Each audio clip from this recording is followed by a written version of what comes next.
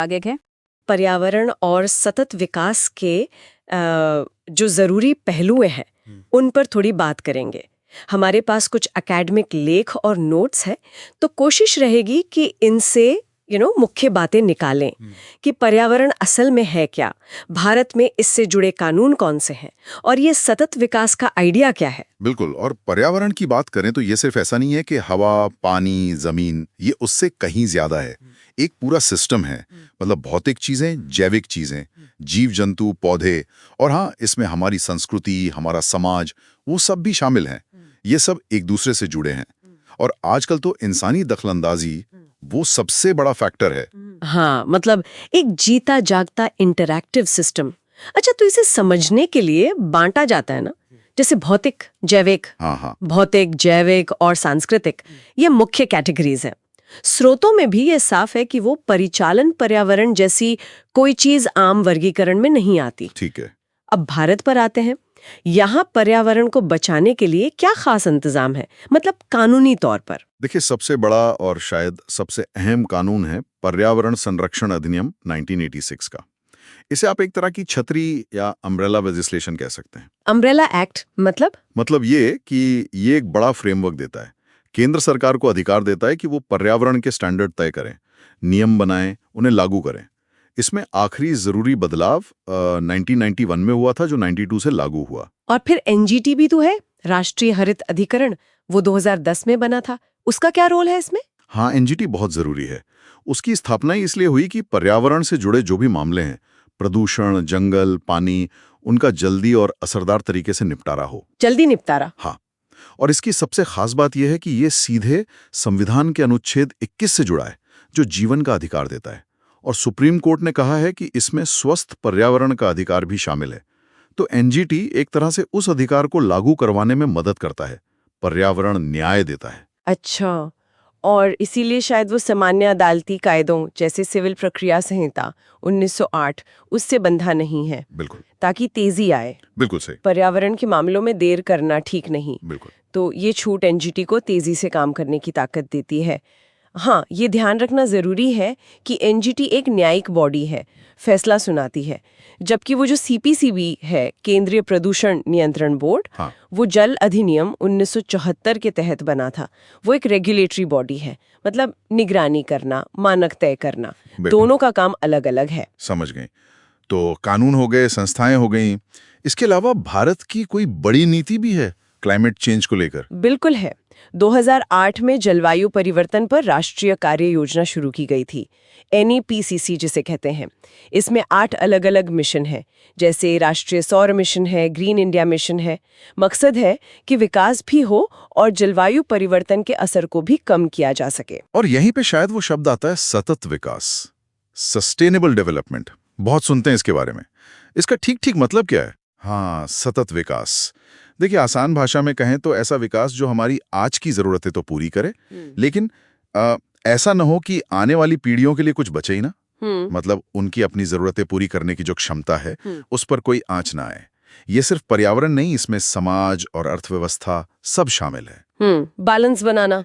हाँ, और ये सीधे सीधे जुड़ा है धारण क्षमता से, कैरिंग कैपेसिटी।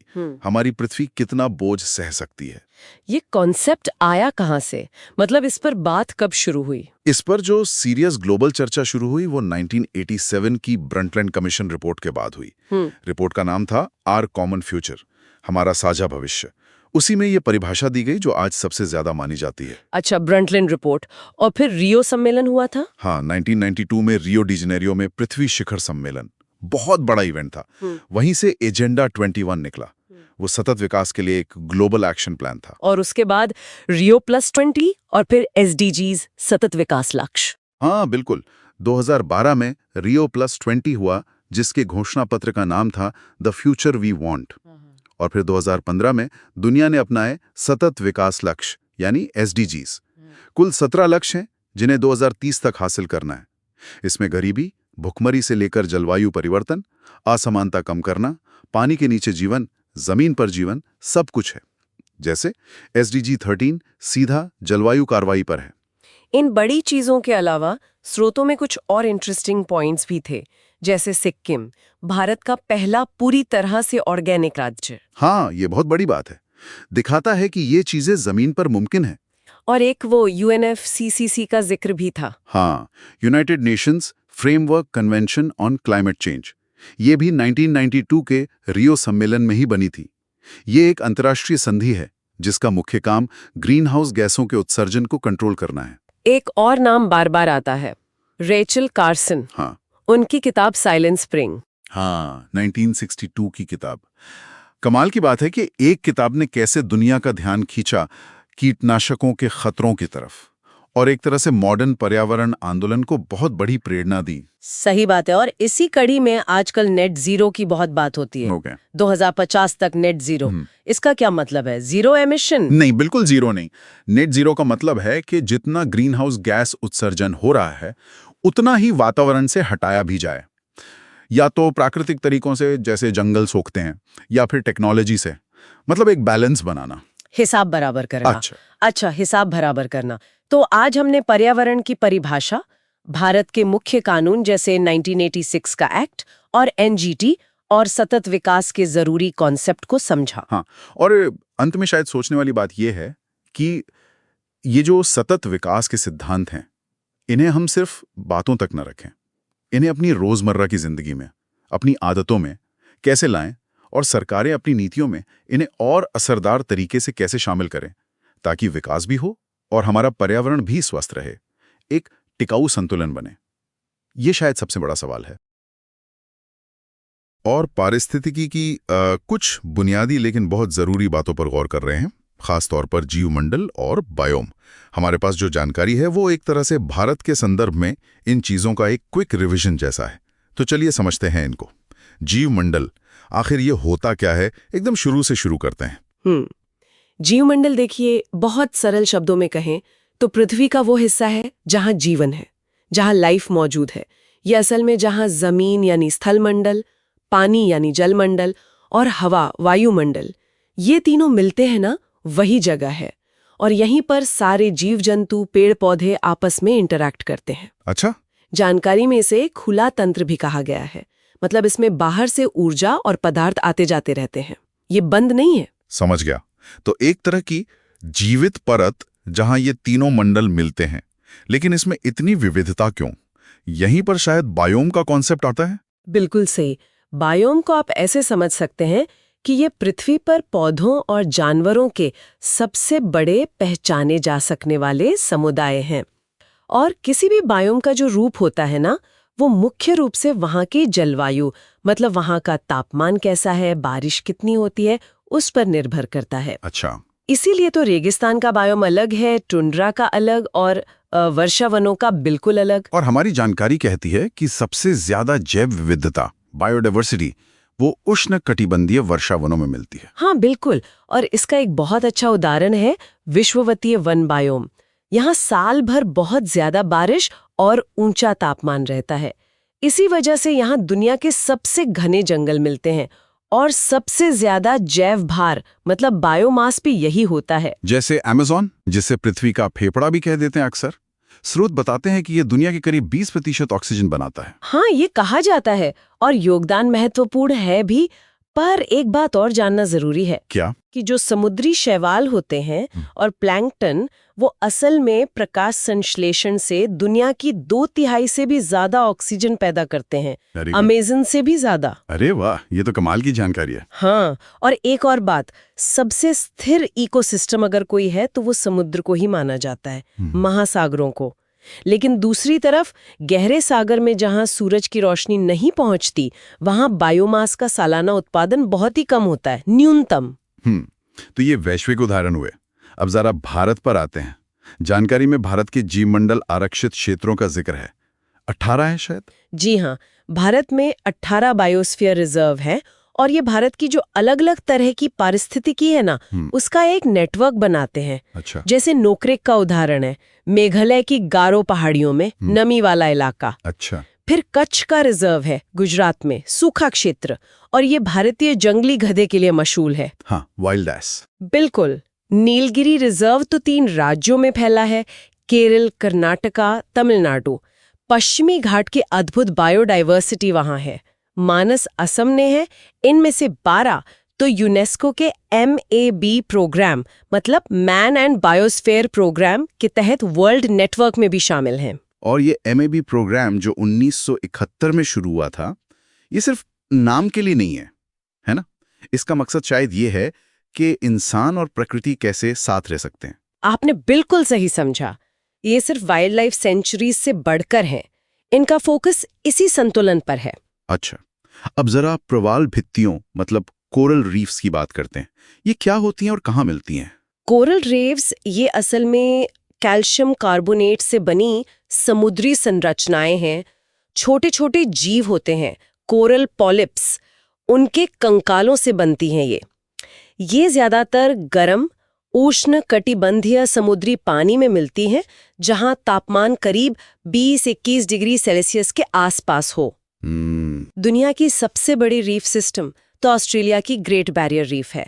भारत में अगर देखें तो कच्छ की खाड़ी, मन्नार की खाड़ी, लक्षद्वीप और अंडमान निकोबार द्वीप समूह में ये पाई जाती हैं। इन्हें समुद्र का वर्षावन भी कहते हैं, क्यों?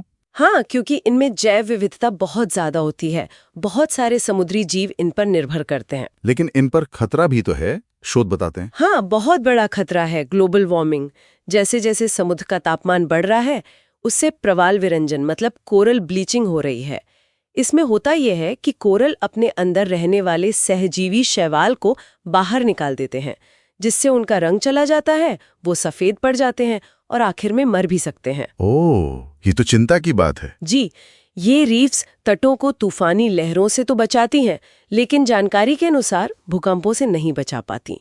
और एक बात और, कैम्बे की खाड़ी में कोरल रीफ्स नहीं मिलती। ये कोरल रीफ्स वाला खतरा हमें याद दिलाता है कि इकोसिस्टम कितने नाजुक हो सकते हैं। एक और उदाहरण शायद लाइकेन का है। स्रोत कहते हैं कि ये वायु प्रदूषण के इंडिकेटर हैं। हाँ बिल्कुल, लाइकेन जो है वो शैवाल और कवक का एक बड़ा दिलचस्प सहजीवी संबंध है, सिम्बायोसिस। और ये हवा में सल्फर डाइऑक्साइड SO2 की मात्रा बढ़ने पर खत्म होने लगते हैं, इसलिए इन्हें SO2 प्रदूषण का अच्छा सूचक माना जाता है। अच्छा। इसी तरह कुछ और शब्द भी हैं, जैसे हेक्स्ट्रोथर्म। ये वो पौधे हैं जो बहुत ही ठंडे तापमान में उगते हैं, एकदम बर्फीले इलाकों में। और समुद्री खरपतवार मतलब सीवीड, वो आयोडीन का बहुत महत्वपूर्ण स्रोत है। और सिंग पुच्छी वानर, लायन टेल्ड मकाक, वो पश्चिमी घाट में पाया जाता है, जैसे नीलगिरी वाले इलाके में। पारिस्थितिकी में एक और शब्द इस्तेमाल होता है, इकोटोन। ये क्या है? इकोटोन, हाँ, ये दो अलग अलग समुदायों के बीच का एक तरह का ट्रांजिशन जोन होता है। जैसे जंगल और घास के मैदान जहां मिलते हैं, वो किनारा। यहाँ अक्सर दोनों तरफ के समुदाय की प्रजातियां मिल जाती हैं। और एक होती हैं कीस्टोन प्रजातियां। ये वो प्रजातियां हैं जो अपने समुदाय में दूसरी प्रजातियों को बनाए रखने में बहुत अहम भूमिका निभाती हैं, भले ही उनकी खुद की संख्या कम क्यों ना हो। आखिर में जैविक संगठन का एक सही क्रम भी बताया गया है। सबसे पहले जनसंख्या, फिर समुदाय, फिर पारिस्थितिकी तंत्र और फिर भूदृश्य यानी लैंडस्केप। तो हमने आज जीव मंडल और बायोम की मूल बातें समझी। अमेज़न से लेकर भारत के रिजर्व तक के उदाहरण देखे, कोरल रीफ्स और उन पर मंडराते खतरों पर भी बात की। बिल्कुल, और सबसे जरूरी बात ये समझना है कि ये सारे सिस्टम आपस में जुड़े हुए हैं। इनको जानना सिर्फ किताबी ज्ञान नहीं है, यह हमें बताता है कि जीवन कितना इंटरडिपेंडेंट है और हमें संरक्षण क्यों करना चाहिए। अंत में जानकारी में मानव जनित बायोम यानी एंथ्रोपोजेनिक बायोम का भी जिक्र था, जैसे खेती वाली जमीन। ये सोचने वाली बात है कि जिस तरह इंसान लैंडस्केप बदल रहा है, क्या भविष्य में प्राकृतिक बायोम बचेंगे भी या ज्यादातर मानव प्रभावित ही होंगे? इस पर सोचना दिलचस्प होगा। हाँ, ये एक बड़ा सवाल है। आज हमारे पास पारिस्थितिकी और इकोसिस्टम पर कुछ काफी दिलचस्प नोट्स और लेख हैं। देखते हैं इनमें क्या खास है, क्या जानकारी छुपी है। बिल्कुल, मकसद यही है कि इन स्रोतों से मेन पॉइंट्स निकालें और समझें कि ये सब हमारे पर्यावरण के लिए इतने जरूरी क्यों है। हाँ, तो कहाँ से शुरू करें? शायद परिभाषा से। हाँ बिल्कुल ठीक। देखिए, पारिस्थितिकी या इकोलॉजी वो विज्ञान है जो बताता है कि जीव अपने आसपास के माहौल से मतलब भौतिक पर्यावरण से कैसे जुड़ते हैं, कैसे इंटरैक्ट करते हैं। अच्छा। और ये शब्द पारिस्थितिकी अर्नस्ट हैकल ने दिया था। उन्हें अक्सर इसका जनक भी मानते हैं। Ernst Haeckel, okay. और फिर है पारिस्थितिकी तंत्र यानी इकोसिस्टम। ये टर्म एजी टांसले ने दिया। ये असल में प्रकृति की एक फंक्शनल यूनिट है, एक काम करती हुई इकाई। फंक्शनल यूनिट मतलब सिर्फ चीजों का ढेर नहीं, बल्कि एक चलता फिरता सिस्टम। बिल्कुल सही। और आपने कहा था कि ये खुले तंत्र होते हैं, बंद नहीं। हाँ, ये बहुत जरूरी पॉइंट है। इकोसिस्टम कोई बंद डिब्बा नहीं है, ये खुला सिस्टम है। इसमें लगातार ऊर्जा और पदार्थों का आना जाना लगा रहता है। जैसे सूरज से। हाँ, मुख्यतः सौर ऊर्जा। हाँ। वो आती है और पदार्थ भी अंदर बाहर होते रहते हैं। उदाहरण के तौर पर सोचिए, महासागर सबसे स्थिर और पृथ्वी का सबसे बड़ा इकोसिस्टम है। या फिर जमीन पर जंगल। हाँ, जंगल। और जंगलों में भी अमेजन वर्षावन, उसे तो पृथ्वी का फेफड़ा भी कहते हैं। ये सब तो हो गए प्राकृतिक, पर इंसान के बनाए हुए मतलब कृत्रिम इकोसिस्टम भी होते हैं, जैसे धान का खेत। अच्छा, धान का खेत भी एक इकोसिस्टम है? ये तो सोचा नहीं था। हाँ, क्योंकि उसमें भी जीव है, ऊर्जा का प्रवाह है, भले ही वो मानव नियंत्रित हो। और इन नोट्स में एक यूकैलिप्टस पेड़ का जिक्र है। उसे पारिस्थितिकी का दुश्मन या आतंकवादी कहा गया है। ये थोड़ा अजीब नहीं? हाँ, शब्द थोड़े कठोर हैं, पर इसके पीछे एक वजह है। यूकैलिप्टस जो है ना, वो भूजल बहुत ज्यादा सोखता है। तो इससे आसपास के पानी के स्तर पर और दूसरे पौधों पे भी बुरा असर पड़ता है। ये दिखाता है कि कैसे एक प्रजाति पूरे सिस्टम को असंतुलित कर सकती है। ये तो वाकई सोचने वाली बात है। अच्छा, आगे बढ़ते हैं। एक और शब्द है इन स्रोतों में, पारिस्थितिक निकेत, इकोलॉजिकल निकेत। ये किसी जीव के आवास मतलब हैबिटेट से अलग कैसे है? हाँ, ये बहुत बहुत महत्वपूर्ण फर्क है। देखिए, आवास तो हुआ पता, एड्रेस कि कोई जीव रहता कहाँ है, ठीक है। लेकिन निकेत है उसका पेशा, उसका प्रोफेशन, मतलब उस इकोसिस्टम में उसका फंक्शनल रोल क्या है, वो करता क्या है। ओके, पता बनाम पेशा। बिल्कुल। ग्रीनएल्स ने सबसे पहले इस पे जोर दिया था। जैसे एक उदाहरण है अंजीर के पेड़ और एक खास किस्म के ततैया का। हाँ। सिर्फ वही खास ततैया उस अंजीर के पेड़ को परागित कर सकता है। ये उनका अपना बिल्कुल विशिष्ट निकेत है। एक ही जंगल में, मतलब एक ही आवास में कई जानवर रह सकते हैं, पर सबका निकेत, सबका काम अलग अलग होगा। समझ गया। तो सिर्फ घर बचाना काफी नहीं, उसका काम, उसकी भूमिका भी बचानी होगी। एग्जैक्टली, बिल्कुल सही। इसी से जुड़े कुछ और शब्द हैं, गहन पारिस्थितिकी, इकोलॉजी, और पारिस्थितिकीय पदछाप, इकोलॉजिकल फुटप्रिंट। इनके बारे में क्या है नोट्स में? देखिए, गहन पारिस्थितिकी ये शब्द अर्नी नेस ने दिया था। ये एक तरह की सोच है जो कहती है कि पर्यावरण बचाने के लिए हमें ज्यादा क्रांतिकारी कदम उठाने होंगे। मतलब सिर्फ इंसानी जरूरत के हिसाब से नहीं सोचना, बल्कि प्रकृति का अपना भी एक मूल्य है, उस पर जोर देना। अच्छा, एक दार्शनिक दृष्टिकोण जैसा। हाँ, कुछ वैसा ही। और दूसरी तरफ है पारिस्थितिकीय पदछाप। ये एक तरह का माप है। माप किस चीज का? ये मापता है कि हम इंसान अपनी जीवन शैली से पृथ्वी के कितने संसाधनों का इस्तेमाल कर रहे हैं, हमारी खपत कितनी है। इसकी इकाई भूमंडलीय हेक्टेयर होती है। ये हमें दिखाता है कि हम प्रकृति पर कितना बोझ डाल रहे हैं। एक तरह का इकोलॉजिकल बैंक स्टेटमेंट समझ लीजिए। ग्लोबल हेक्टेयर, ये तो काफी विजुअल तरीका है समझने का। अच्छा, आप जरा भारत पर आते हैं। प्रोफेसर रामदेव मिश्रा का जिक्र है भारतीय पारिस्थितिकी के जनक। हाँ, प्रोफेसर मिश्रा का काम भारत में इकोलॉजी की नींव रखने में बहुत अहम रहा है। तो हमारे यहाँ वनों की क्या स्थिति है? खासकर वो जो राष्ट्रीय वन नीति 1988 का लक्ष्य था 33% वन क्षेत्र का, कहाँ हैं हम उस लक्ष्य के मुकाबले? लक्ष्य तो 33% का था और वो पारिस्थितिक संतुलन के लिए जरूरी भी माना जाता है। लेकिन जो ताजा आंकड़े हैं ISFR 2023 के, उनके हिसाब से भारत का कुल वनावरण और वृक्षावरण मिलाकर करीब 25.17% ही है। ओहो, तो लक्ष्य से तो काफी पीछे हैं अभी। हाँ, काफी पीछे हैं। क्षेत्रफल के हिसाब से देखें तो मध्य प्रदेश में सबसे ज्यादा वन है, लेकिन अगर प्रतिशत के हिसाब से देखें तो छोटे राज्य या केंद्र शासित प्रदेश जैसे लक्षद्वीप और मिजोरम वो टॉप पर हैं। अच्छा, और सबसे कम? सबसे कम वन क्षेत्र और प्रतिशत दोनों ही हरियाणा और पंजाब में है। और उत्तर प्रदेश? उत्तर प्रदेश में करीब 96% कवर है। सोनभद्र जिले में सबसे ज्यादा है। पर एक चिंता की बात जो इन रिपोर्ट्स में दिखती है वो ये कि मैंग्रोव कवर जो बहुत जरूरी इकोसिस्टम है तटों के लिए, उसमें 2021 की तुलना में थोड़ी कमी आई है। मैंग्रोव में कमी, ये तो चिंता की बात है। बिल्कुल, ये आंकड़े दिखाते हैं कि नीति बनाना एक बात है और जमीन पर उसे उतारना, उसमें अभी काफी फासला है। अब थोड़ा इकोसिस्टम के अंदर की बात करते हैं। ऊर्जा कैसे बहती है, अलग अलग जीवों की भूमिका क्या होती है? देखिए, ऊर्जा का प्रवाह एक तरफा होता है, सूरज से शुरू होता है। हरे पौधे जिन्हें हम प्राथमिक उत्पादक कहते हैं, वो सूरज की रोशनी का करीब 1% इस्तेमाल करके फोटोसिंथेसिस से अपना भोजन बनाते हैं। सिर्फ 1%? हाँ, करीब 1%।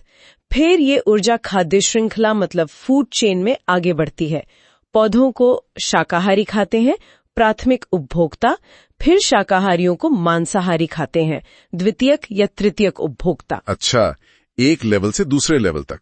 हाँ, और जब ये सब मर जाते हैं, पौधे हों या जानवर, तो आते हैं अपघटक जैसे कवक और जीवाणु। वो इन मृत चीजों को सड़ा गलाकर वापस मिट्टी में मिला देते हैं, पोषक तत्वों को रिसाइकिल करते हैं। तो ये पूरा चक्र चलता रहता है। कोई उदाहरण इस फूड चेन का? हाँ, जैसे समुद्र में डायटम होते हैं, छोटे पौधे, उनको क्रस्टेशियन खाते हैं, छोटे जीव, और फिर क्रस्टेशियन को हेरिंग जैसी मछली खा जाती है। डायटम, क्रस्टेशियन, हेरिंग, ये एक चेन हो गई। समझ गया। और हाँ, किसी इकोसिस्टम की उत्पादकता, उसकी उम्र और उसमें बीच बीच में आने वाले मध्यम स्तर के डिस्टर्बेंस, जैसे कहीं आग लग गई या बाढ़ आ गई, ये सब अक्सर उसकी जैव विविधता को बढ़ाते हैं। अच्छा, डिस्टर्बेंस से विविधता बढ़ती है? हाँ, मध्यम स्तर के। लेकिन वनों की कटाई जैसे बड़े मानवीय हस्तक्षेप जो होते हैं, वो संतुलन को बुरी तरह बिगाड़ देते हैं। तो कुल मिला के सब कुछ एक दूसरे से जुड़ा हुआ है। जीव, उनका पर्यावरण, ऊर्जा का प्रवाह और हम इंसानों की गतिविधियां भी। हमने देखा कि वो सिस्टम कितने जरूरी और अलग अलग तरह के होते हैं, और भारत में वनों की स्थिति लक्ष्य से अभी दूर है। बिल्कुल, और यहीं पर ये स्रोत हमें एक बहुत जरूरी सवाल पर लाकर छोड़ते हैं। स्रोत बताते हैं कि औद्योगिक विकास और खेती का विस्तार ये वनों की कटाई के बड़े कारण रहे हैं। तो सवाल ये उठता है कि भारत अपनी विकास की जरूरतें जो कि हैं, उनको पूरा करते हुए और साथ ही साथ अपने वन क्षेत्र को बढ़ाने का लक्ष्य, वो 33% वाला, और पारिस्थितिक संतुलन बनाए रखने का लक्ष्य, इन दोनों के बीच तालमेल कैसे बिठा सकता है? हाँ, ये संतुलन बनाना ही सबसे बड़ी चुनौती है। बिल्कुल, ये आज के समय का शायद सबसे बड़ा सवाल है जिस पर हमें लगातार सोचने और काम करने की जरूरत है। आज हम अपने स्रोतों के जरिए पारिस्थितिकी तंत्र मतलब इकोसिस्टम्स को समझने की कोशिश करेंगे।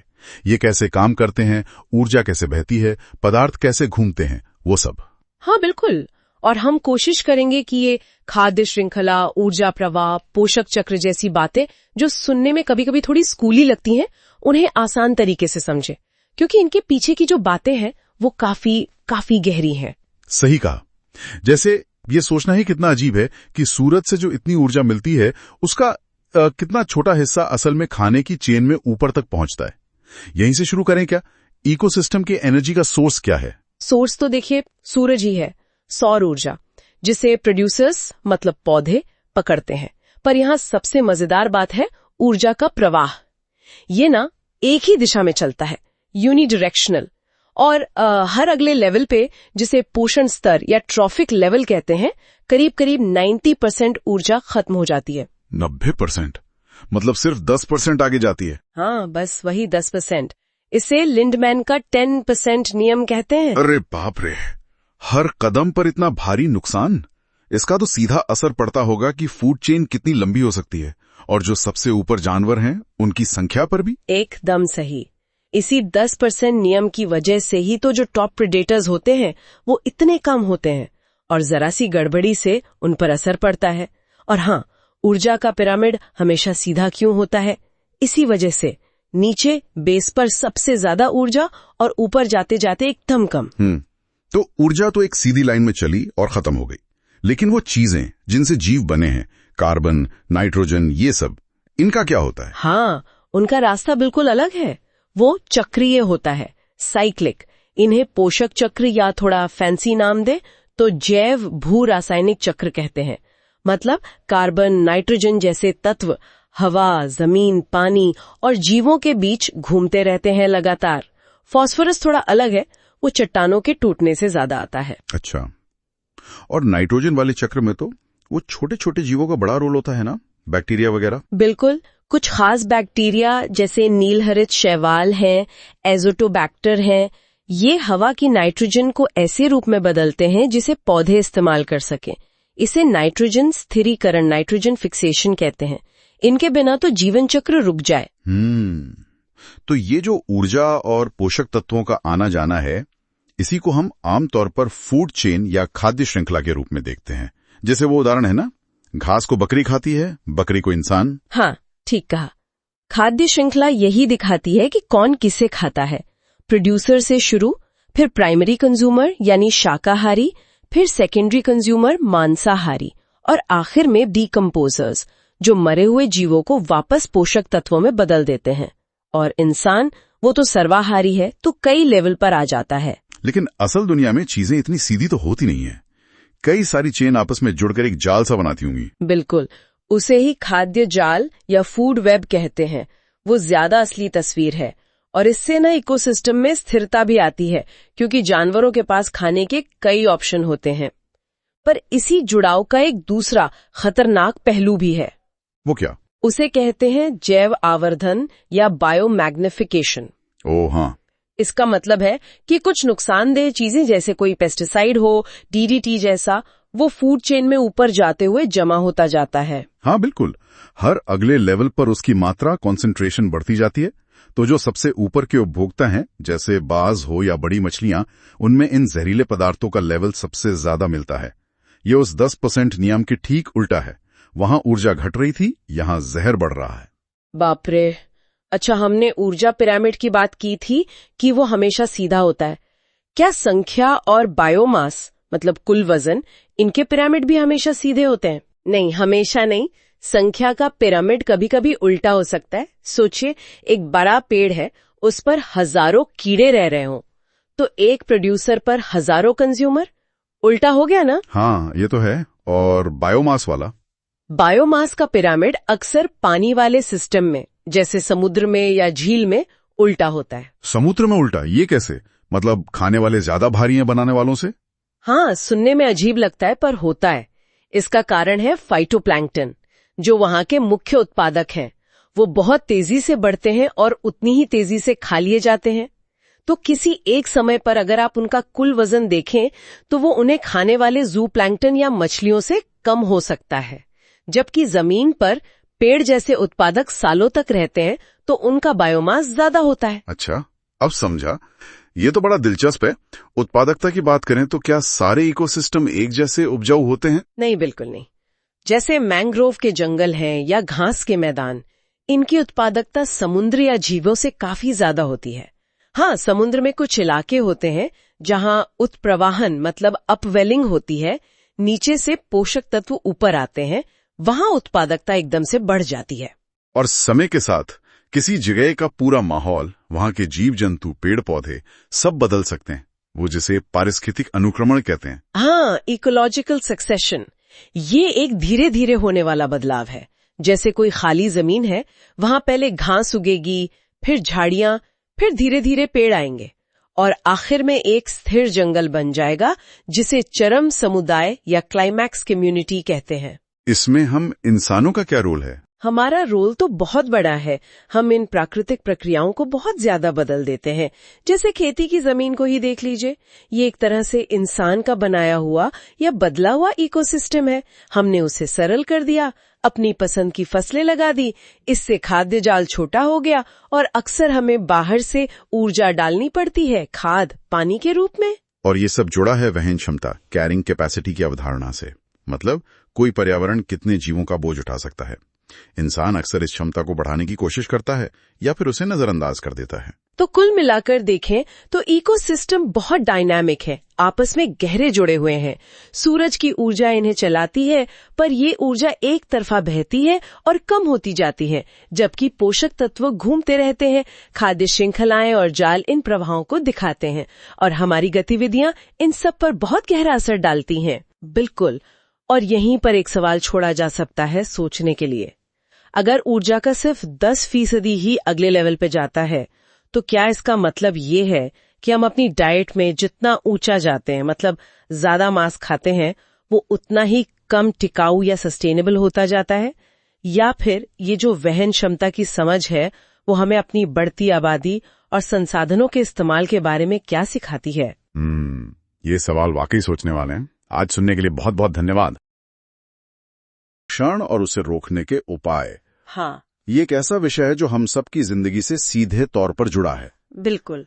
आज हमारे पास जो जानकारी है उसमें परिभाषाएं हैं, प्रकार हैं, कुछ खास प्रदूषकों का जिक्र है, उनके असर, रोकथाम और हाँ, कानून भी। जी। तो चलिए इस पूरे मामले को जरा गहराई से समझते हैं। हाँ, ये समझना बहुत जरूरी भी है, क्योंकि देखिए प्रदूषण का असर कहीं ना कहीं हम सब पर पड़ता ही है। सही बात है। और इसे ठीक से समझने से ही हम इसके हल की तरफ, मतलब समाधान की तरफ बढ़ सकते हैं।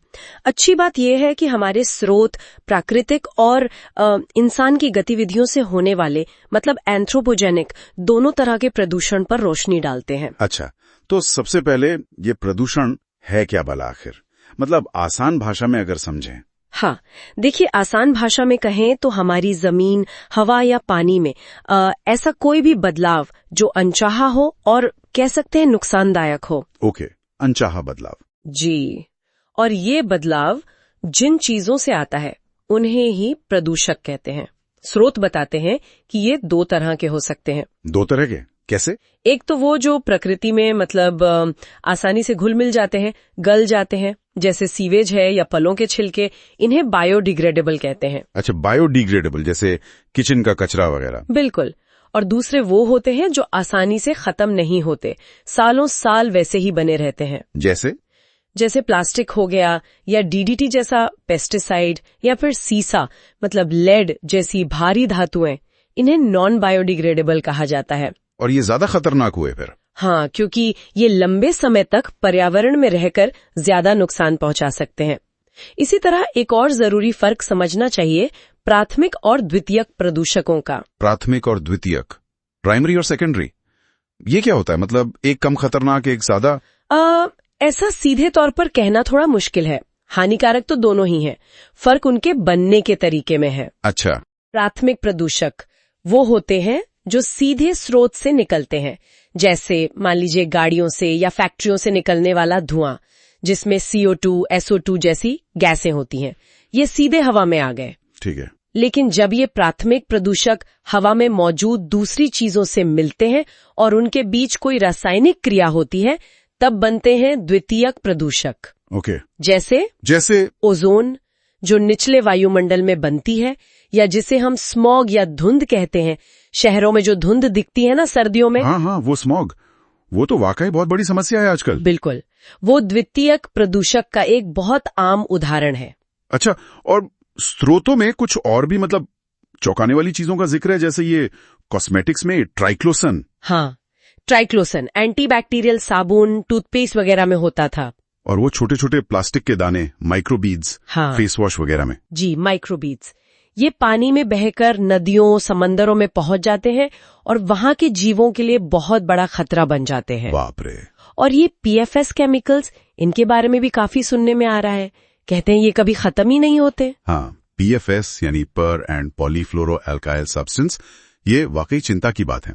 इनको फॉरएवर केमिकल्स भी कहते हैं। Forever chemicals? हाँ जी, क्योंकि ये पर्यावरण में और हमारे शरीर में भी सालों साल बने रह सकते हैं। ये आपको नॉनस्टिक बर्तनों से लेकर फूड पैकेजिंग, वाटरप्रूफ कपड़ों, सब में मिल सकते हैं। अरे, और यहाँ तक कि च्युइंग गम में भी प्लास्टिक होता है, ये मैंने पढ़ा था। हाँ, ये बात भी सही है। कई च्युइंग गम ब्रांड्स का जो बेस होता है वो असल में एक तरह का प्लास्टिक पॉलीमर ही होता है। कमाल है। तो इन सब चीजों का असर क्या हो रहा है हमारे आसपास? मतलब हम इसे माप कैसे सकते हैं? बिल्कुल, असर तो बहुत गहरे और अलग अलग तरह के हैं। जैसे स्रोत एक दिलचस्प बात बताते हैं लाइकिन के बारे में। लाइकिन, वो जो पेड़ों या पत्थरों पर उगते हैं? हाँ, वही। ये साफ हवा के इंडिकेटर माने जाते हैं।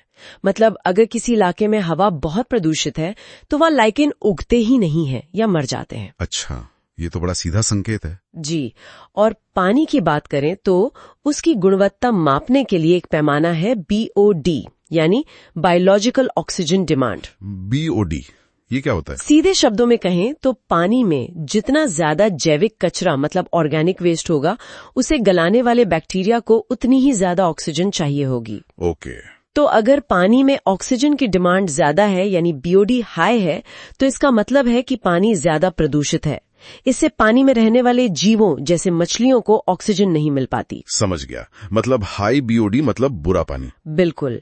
और स्वास्थ्य पर सीधे असर का एक उदाहरण है पानी में फ्लोराइड अगर ज्यादा हो जाए हाँ, तो उससे नॉकनी सिंड्रोम नाम की बीमारी हो सकती है, जिसमें घुटने अंदर की तरफ मुड़ जाते हैं। सच में? पानी से? जी, पानी में फ्लोराइड की अधिकता से। बाप रे। जब असर इतने गंभीर हैं तो सवाल उठता है कि इसे काबू में कैसे लाया जाए। रोकथाम के लिए क्या हो रहा है? हाँ, उपाय कई हैं और लगातार कोशिशें जारी हैं। जैसे एक तरीका है ध्वनि प्रदूषण कम करने का। आवाज का प्रदूषण? हाँ, उसके लिए सड़कों के किनारे घने पेड़ लगाना। इसे एक ग्रीन मफलर कहते हैं। ग्रीन मफलर, ये क्या करता है? ये पेड़ ध्वनि तरंगों को मतलब साउंड वेव्स को या तो सोख लेते हैं या उनका रास्ता बदल देते हैं, जिससे शोर कम होता है। अच्छा, ये तो अच्छा आइडिया है। हाँ, फिर गाड़ियों से निकलने वाले धुएं को कंट्रोल करने के लिए यूरोनॉर्म्स या भारत स्टेज BS जैसे मानक है, जो लगातार सख्त होते जा रहे हैं। हाँ, BS6 आजकल चल रहा है। जी, और एक बहुत ही दिलचस्प तकनीक है बायोरेमिडिएशन। बायोरेमिडिएशन, ये क्या है? इसमें खास तरह की बैक्टीरिया या दूसरे सूक्ष्म जीवों का इस्तेमाल करके प्रदूषित मिट्टी या पानी को साफ किया जाता है। वो जीव उन प्रदूषकों को खा जाते हैं या उन्हें कम हानिकारक पदार्थों में बदल देते हैं। अरे वाह, मतलब बैक्टीरिया से सफाई? हाँ, कह सकते हैं प्रकृति के तरीके से ही प्रदूषण का इलाज। और मैंने सुना है कुछ पौधे भी इसमें मदद करते हैं? बिल्कुल, कुछ पौधे ऐसे होते हैं जो मिट्टी या पानी से भारी धातुओं जैसे आर्सेनिक, कैडमियम, सीसा इनको सोख लेते हैं। जैसे कोई उदाहरण? हाँ, जैसे फर्न की एक किस्म है, वो आर्सेनिक को सोखने में माहिर है, और व्हाइट विलो नाम का पेड़ कैडमियम और सीसे को। इसे फाइटोरेमिडिएशन कहते हैं। अच्छा, फाइटोरेमिडिएशन। जी, और इन सब टेक्नोलॉजी और प्रकृति आधारित समाधानों के साथ साथ मजबूत कानूनी ढांचा भी बहुत जरूरी है। हाँ, कानून तो चाहिए ही। भारत में पर्यावरण संरक्षण अधिनियम 1986 एक तरह से अम्ब्रेला एक्ट है, मतलब मुख्य कानून है। इसके अलावा पानी के लिए 1974 का और हवा के लिए 1981 का अलग एक्ट भी है। ये सब नियम कानून तय करते हैं। तो कुल मिला के बात यह है कि प्रदूषण एक काफी उलझी हुई जटिल समस्या है। इसके स्रोत भी कई तरह के हैं, प्राकृतिक भी, इंसानी भी, और असर भी चौतरफा है, सेहत पर, पर्यावरण पर। सही कहा। और इसे काबू में करने के लिए हमें टेक्नोलॉजी, प्रकृति के अपने तरीके, जैसे वो पौधे और बैक्टीरिया वाली बात, और सख्त कानून, इन सब का एक साथ इस्तेमाल करना होगा। एकदम सही, मिलकर ही काम करना होगा। और जाते जाते एक सोचने वाली बात। हाँ, स्रोत सामग्री में आर्थिक विकास और प्रदूषण के बीच एक उल्टी यू आकृति वाले संबंध का जिक्र है, मतलब एक इनवर्स यू रिलेशनशिप। उल्टी यू, इसका क्या मतलब हुआ? इसका मतलब ये है कि जब कोई देश आर्थिक रूप से तरक्की करना शुरू करता है तो शुरुआत में औद्योगिकरण वगैरह से प्रदूषण तेजी से बढ़ता है। हाँ, ये तो होता है। लेकिन जब वो देश एक निश्चित आय के स्तर पर पहुंच जाता है और ज्यादा अमीर हो जाता है, तो फिर वो पर्यावरण पर ज्यादा ध्यान देने लगता है, बेहतर टेक्नोलॉजी अपनाता है और प्रदूषण धीरे धीरे कम होने लगता है। ग्राफ पर देखें तो ये एक उल्टे यू जैसा दिखता है। अच्छा, पहले ऊपर गया फिर नीचे आया। बिल्कुल। तो यहाँ सोचने वाली बात ये है, क्या विकास के लिए ये शुरुआती प्रदूषण एक तरह से जरूरी है, या हम कोई ऐसा रास्ता निकाल सकते हैं कि विकास भी हो और पर्यावरण को नुकसान भी शुरुआत से कम हो? और क्या हम उस यू के मोड़ तक ज्यादा तेजी से पहुंच सकते हैं? ये वाकई एक बड़ा सवाल है। क्या हम विकास और पर्यावरण संरक्षण को साथ लेकर चल सकते हैं शुरू से ही? इस पर विचार करना जरूरी है। जी बिल्कुल।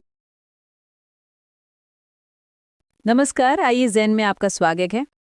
आज हम जिन स्रोतों पर बात कर रहे हैं वो हमें जैव विविधता की अहम दुनिया में ले जाते हैं। जी हाँ। हम देखेंगे कि ये है क्या, कहाँ ज्यादा मिलती है और इसे क्या दिक्कतें हैं, खासकर भारत में। बिल्कुल, ये स्रोत काफी कुछ कवर करते हैं, परिभाषा से लेकर कहाँ ये ज्यादा है, कहाँ कम, और इसे बचाने के तरीके क्या हैं। हाँ, और भारत के कुछ खास उदाहरण भी हैं इसमें। जी। तो सबसे पहले एक पैटर्न जो मुझे काफी दिलचस्प लगा इन स्रोतों में, कि जैसे जैसे हम ध्रुवों से भूमध्य रेखा की तरफ आते हैं, जैव विविधता बढ़ती है। सही कहा। उष्णकटिबंधीय इलाके जैसे केरल की शांत घाटी का जिक्र है, वहाँ जीवन की विविधता गजब की है।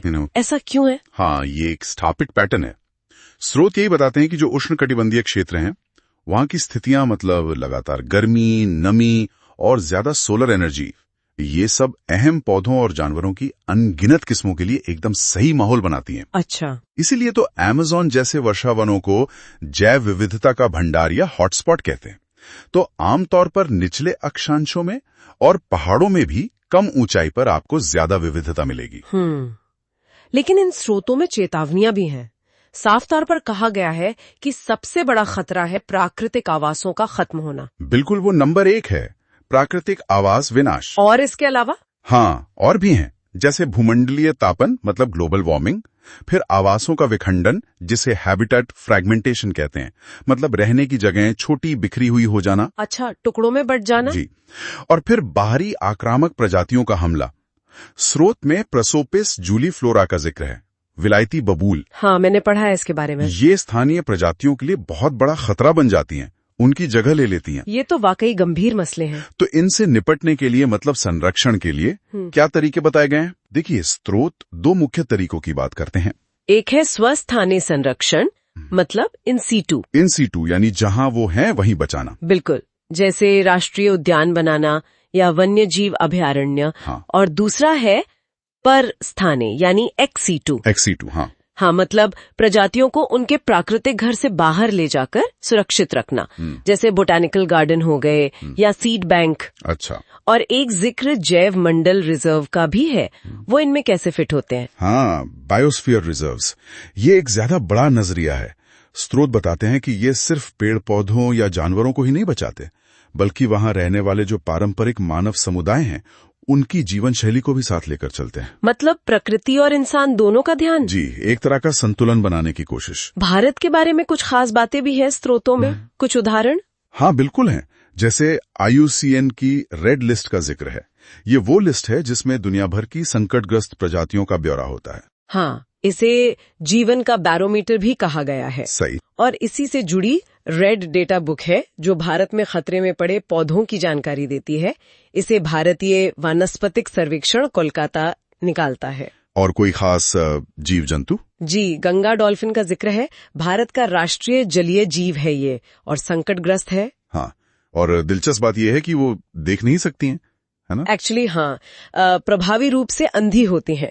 वो इको लोकेशन मतलब आवाज के जरिए अपना रास्ता और शिकार ढूंढती हैं। कमाल है। फिर ग्रेट इंडियन हॉर्नबिल का जिक्र है, जो ज्यादातर पश्चिमी घाट में मिलता है। और गिद्धों की संख्या में जो भारी कमी आई, उसका कारण वो भी बताया गया है। हाँ, और वो काफी चौंकाने वाला है। स्रोत साफ बताते हैं कि पशुओं के इलाज में एक दवा इस्तेमाल होती थी, डिक्लोफेनाक। हाँ। जब गिद्ध उन मरे हुए पशुओं को खाते थे जिनमें ये दवा होती थी, तो उनके गुर्दे फेल हो जाते थे और वो मर जाते थे। बाप रे, मतलब एक दवा ने इतनी बड़ी तबाही मचा दी। जी, ये दिखाता है कि कैसे हमारी गतिविधियां अनजाने में भी पूरे इकोसिस्टम पर असर डाल सकती हैं। सच में। अच्छा, एक और जीव का जिक्र है, इंडियन फ्लाइंग फॉक्स। इसके बारे में क्या खास है? वो खून पीने वाला मिथक? हाँ, वो मिथक ही है। स्रोत बताते हैं कि इंडियन फ्लाइंग फॉक्स, जिसे ग्रेट इंडियन फ्रूट बैट भी कहते हैं, वो असल में फल और फूलों का रस पीता है, खून नहीं। अच्छा। और ये बहुत जरूरी काम करता है, परागण में मदद करता है, बीजों को इधर उधर फैलाता है, तो इकोसिस्टम के लिए फायदेमंद है। ये जानना जरूरी था। अच्छा, कुछ संस्थानों और आंदोलनों का भी जिक्र है शायद? जी हाँ, जैसे वन्य जीव संस्थान देहरादून का जिक्र है और भारतीय वानस्पतिक सर्वेक्षण कोलकाता, ये रिसर्च में महत्वपूर्ण भूमिका निभाते हैं। और आंदोलन? हाँ, जन आंदोलनों की भी बात है, जैसे चिपको आंदोलन पेड़ों को बचाने के लिए, फिर दक्षिण में एपिको आंदोलन और नर्मदा बचाओ आंदोलन। ये दिखाते हैं कि कैसे आम लोग पर्यावरण बचाने के लिए आगे आए। हाँ, ये बहुत प्रेरणादायक उदाहरण है। और जैव विविधता शब्द किसने दिया, ये भी बताया है। जी, स्रोत बताते हैं कि बायोडायवर्सिटी शब्द वॉल्टर जी रोजन ने दिया था, और इसका मतलब है किसी भी इलाके में पाए जाने वाले सभी तरह के जीव, उनके अलग अलग जीन और उनके पूरे इकोसिस्टम की समग्रता, तो अगर हम इन सारी बातों को समेटें तो मुख्य संदेश क्या निकलता है? संक्षेप में कहें तो देखिए, जैव विविधता जीवन के लिए बुनियाद है। ये उष्णकटिबंधीय इलाकों में सबसे ज्यादा है, पर इसे बहुत गंभीर खतरे हैं, खासकर आवास विनाश से। बचाने की कोशिश हो रही हैं, राष्ट्रीय उद्यान, बायोस्फीयर रिजर्व वगैरह, लेकिन ये एक लगातार चलने वाली चुनौती है।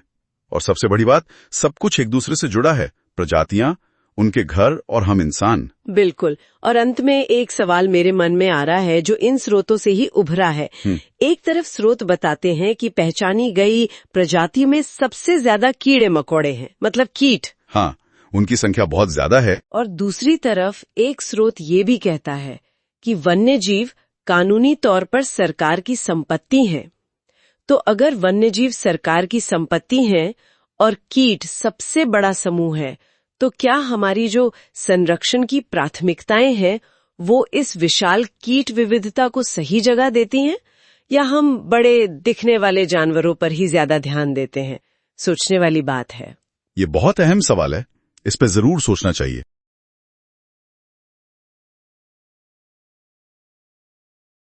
आज हम भारत के जो संरक्षित क्षेत्र हैं उन पर बात करेंगे, जैसे राष्ट्रीय उद्यान, वन्यजीव अभयारण्य, आर्द्रभूमि वगैरह। जी। हमारे पास कुछ स्रोत हैं जो बताते हैं कि भारत अपनी जो ये अनूठी वन्यजीव विरासत है और पारिस्थितिकी तंत्र, उसे कैसे सहेज रहा है। बिल्कुल। और इन स्रोतों से हम कोशिश करेंगे समझने की कि भारत के संरक्षण प्रयास कैसे चल रहे हैं, मतलब कानून से लेकर जमीन पर क्या हो रहा है, क्या चुनौतियां हैं, क्या सफलताएं मिली हैं।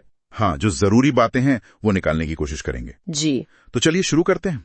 देखते हैं ये संरक्षित क्षेत्र हमें क्या सिखाते हैं। सबसे पहले एक बेसिक बात, ये राष्ट्रीय उद्यान और वन्यजीव अभयारण्य, ये सब वन्यजीव संरक्षण अधिनियम 1972 के तहत आते हैं। ये कानून कितना महत्वपूर्ण रहा है, आप क्या कहेंगी? देखिए, ये कानून तो एक मील का पत्थर था। इसने पहली बार एक राष्ट्रीय ढांचा दिया वन्यजीवों और उनके रहने की जगहों को बचाने के लिए। अच्छा। और इसी के तहत आप देखिए, मार्च 2025 तक भारत में 106 राष्ट्रीय उद्यान बन चुके थे। 106? हाँ। और राष्ट्रीय उद्यानों में ना आमतौर पर नियम ज्यादा सख्त होते हैं अभयारण्यों के मुकाबले। मतलब इंसानी गतिविधियां बहुत सीमित होती हैं। समझ गया। और इन 106 में मध्य प्रदेश का जिक्र है कि वहाँ सबसे ज्यादा हैं 11। जी, 11। ये सिर्फ एक नंबर है या इसका कोई गहरा मतलब भी है? नहीं, ये दिलचस्प है क्योंकि आप देखिए मध्य प्रदेश में बाघों की संख्या भी सबसे ज्यादा है। हाँ, ये भी है। तो ये कहीं ना कहीं दिखाता है कि राज्य का जो बड़ा वन क्षेत्र है और शायद वहाँ की संरक्षण नीतियाँ वो इसे वन्य जीवों के लिए एक जरूरी गढ़ बनाती हैं। सही। वैसे भारत का पहला राष्ट्रीय उद्यान वो जिम कॉर्बेट था, उत्तराखंड में 1936 में बना था। मतलब इस कानून से भी पहले का है वो। अच्छा, हाँ, जिम कॉर्बेट। और उसका जिक्र आते ही बाघों की बात तो करनी पड़ेगी। बिल्कुल। प्रोजेक्ट टाइगर भी वहीं से शुरू हुआ था, 1 अप्रैल 1973 को। जी हाँ। और आज 57 टाइगर रिजर्व्स हैं। मार्च 2025 तक का आंकड़ा है ये। हाँ, और प्रोजेक्ट टाइगर को तो मतलब संरक्षण की दुनिया में भारत की सबसे बड़ी सफलताओं में गिना जाता है। सही कहा। ये दिखाता है कि अगर ध्यान केंद्रित करके प्रयास किया जाए तो लुप्तप्राय प्रजातियों को बचाया जा सकता है। एक और दिलचस्प बात है पेंच टाइगर रिजर्व की, वो मध्य प्रदेश और महाराष्ट्र दोनों राज्यों में फैला हुआ है। अच्छा। हाँ, तो ये दिखाता है कि संरक्षण के लिए राज्यों के बीच तालमेल कितना जरूरी है, क्योंकि जानवर तो सीमाएं नहीं देखते हैं ना। बिल्कुल, प्रकृति तो सीमाएं नहीं मानती। अच्छा, बाघों जैसे बड़े जानवरों से थोड़ा हटते हैं आर्द्रभूमि यानी वेटलैंड्स। जी। इन्हें पृथ्वी के गुर्दे कहा जाता है। ये उपमा क्यों दी जाती है? क्योंकि जैसे हमारे गुर्दे खून साफ करते हैं, वैसे ही आर्द्रभूमि पानी को फिल्टर करती हैं, साफ करती हैं। अच्छा। पोषक तत्वों का पुनर्चक्रण करती हैं और बाढ़ जैसी चीजों को नियंत्रित करने में भी मदद करती हैं। इसीलिए रामसर कन्वेंशन है 1971 का। हाँ, सुना है। वो इन्हीं के संरक्षण और इनके समझदारी भरे इस्तेमाल पर जोर देता है। मार्च 2025 तक भारत में 89 रामसर स्थल थे। 89। और शुरुआत हुई थी 1981 में ओडिशा की चिल्का झील और राजस्थान के केवलादेव राष्ट्रीय उद्यान से। जी, ये पहले 2 थे। केवलादेव का जिक्र एक और जगह आता है, मॉन्ट्रो रिकॉर्ड। ये क्या चीज है? मॉन्ट्रियो रिकॉर्ड वो असल में रामसर कन्वेंशन के तहत ही एक सूची है। इसमें उन वेटलैंड्स को रखा जाता है जहां मानवीय दखल या प्रदूषण की वजह से उनके पारिस्थितिक चरित्र में, मतलब उनके नेचर में बदलाव आ गया है या आने का खतरा है। ओह, तो केवलादेव और मणिपुर की लोकटक झील। लोकटक झील, जहां वो तैरता हुआ पार्क है। हाँ वही, दुनिया का इकलौता तैरता हुआ राष्ट्रीय उद्यान, वो भी इस रिकॉर्ड में है। तो ये एक तरह की चेतावनी है कि इन जगहों पर फौरन ध्यान देने की जरूरत है। वाकई तैरता हुआ पार्क कमाल है। भारत में ऐसी अनोखी जगहें भी हैं, जैसे एक नामदफा राष्ट्रीय उद्यान का जिक्र है अरुणाचल प्रदेश में। जी हाँ, नामदफा। कहते हैं वहां उष्णकटिबंधीय से लेकर आर्कटिक तक की जलवायु मिलती है। हाँ, ये उसकी खासियत है, ऊंचाई के कारण ऐसा होता है। और फिर गुजरात का गिर वन है, एशियाई शेरों का एकमात्र प्राकृतिक घर। हाँ, गिर तो बहुत प्रसिद्ध है। बिल्कुल, लेकिन ये अनोखी जगह भी आप देखिए चुनौतियों से बची नहीं है। गिर में कुछ समय पहले केनाइन डिस्टेम्पर वायरस से शेरों की मौत हुई थी। हाँ, सुना था मैंने। ये दिखाता है कि अगर आबादी छोटी हो तो वो कितनी नाजुक हो सकती है। इसी तरह वो जो पशुओं की दर्द निवारक दवा थी डाइक्लोफिनैक। हाँ, डाइक्लोफिनैक, गिद्धों वाली बात। जी, उसके कारण गिद्धों की आबादी लगभग खत्म ही हो गई थी। बाद में उस पर रोक लगी। तो ये घटनाएं बताती हैं कि संरक्षण कितना जटिल है और कैसे अप्रत्याशित खतरे आ सकते हैं। सही कहा, ये चुनौतियां तो हैं। अच्छा, अंत में भारत के 4 प्रमुख जैव विविधता हॉटस्पॉट का भी जिक्र है।